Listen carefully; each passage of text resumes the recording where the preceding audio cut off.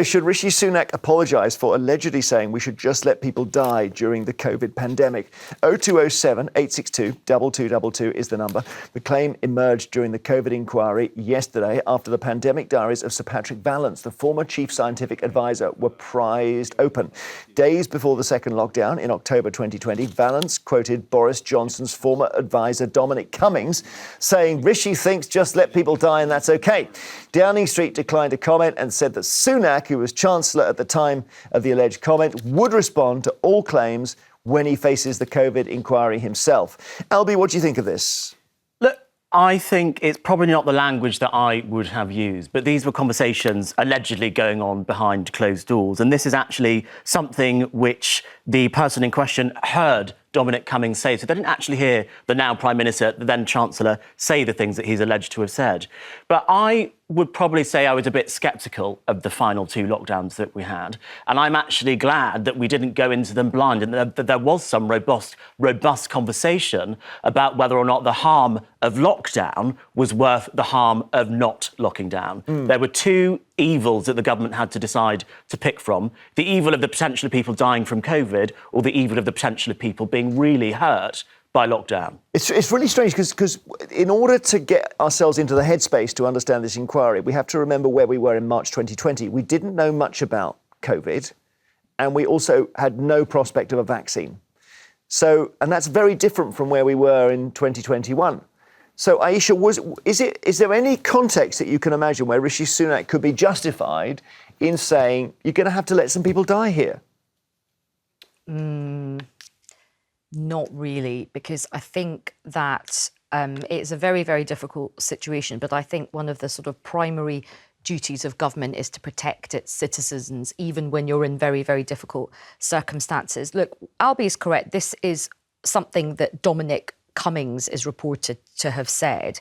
What I think is interesting, though, it does seem to fit a pattern from what we've heard from other ministers, let it rip, and, the bodies piling up. We've kind of heard sort of language from people saying, oh, well, all people had a good innings. Last time I was on your show, we heard from one of your older viewers who was really upset at some of the language that was used. So it's fair to say a pattern seems to be emerging about how seriously some ministers took this, and the fact that they were prepared to say, look, some people, particularly older people, we can sort of let them go.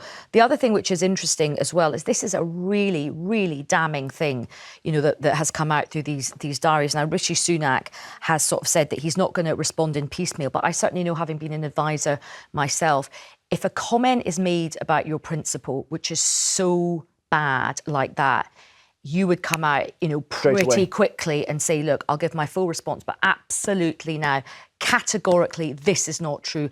Full blast at Dominic Cummings saying this. I think it's interesting they have not said that. And then on top of that, we have the Eat Out to Help Out scheme, which really, even at the time I thought, it's quite mixed messaging coming from government, because on the one hand, we're all being told to be very, very careful and not mix. And then suddenly it's like, go out and have a lovely meal and, talk about mixed messages. This is actually Eat Out to Help Out here on the Isle of Bute. So he's wandering into a restaurant with a mask on. The clue's in the question, really, isn't it? But what's amazing about the inquiry is that Patrick Vallance said the first he heard about Eat Out to Help Out was when it was on the news.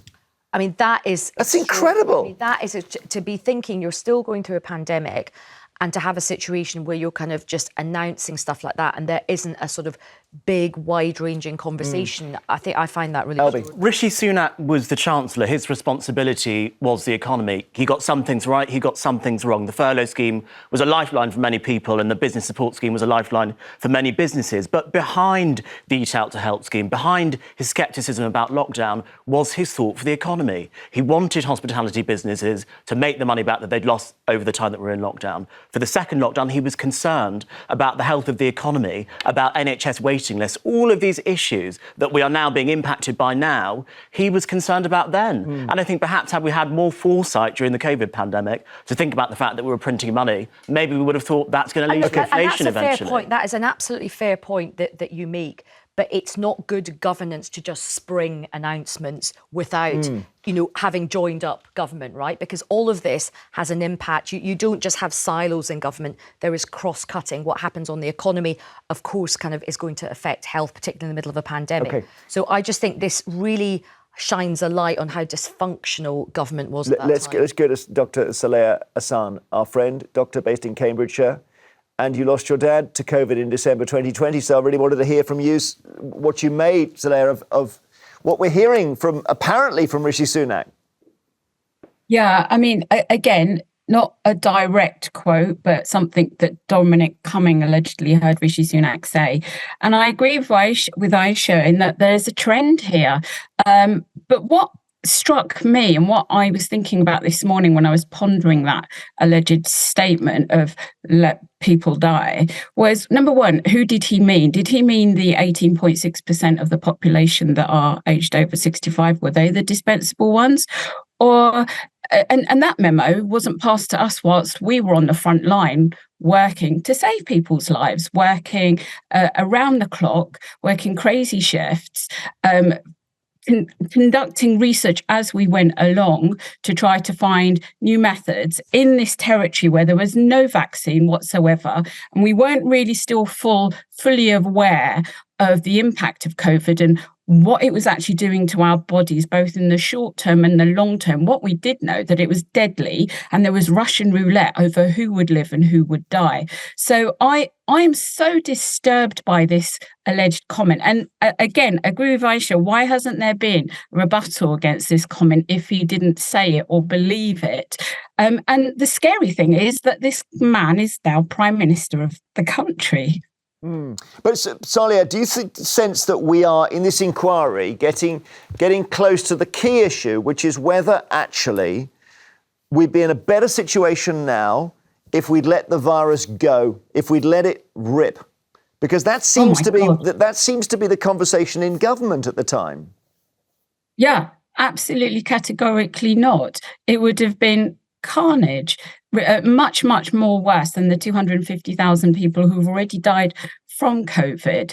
I think, thank God that we had measures in place. And you can see that. I know Boris Johnson was bamboozled by the science, but it really, okay, not everyone has a skill for looking at graphs and looking at data, even if it is carefully explained to you.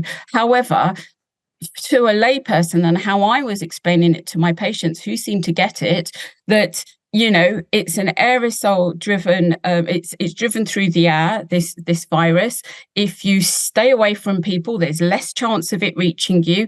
That's why you need to stay in your bubbles and to not cross-contaminate. They seem to get that. And that only happened when you locked down, when there were, and the key was to do it early.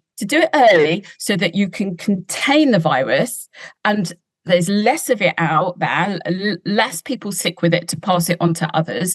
And therefore, the lockdown times could have been shorter. But both times they locked down late. The impact on society, the impacts of long lockdowns took hold. Okay. It was really not difficult. Stay with us, Sally. We've got Barbara in London. What do you make of this, Barbara, this alleged comment by Rishi Sunak? First of all, we don't know. We haven't had it really confirmed. I believe it was Dominic Cummings, and we can't always believe what he said.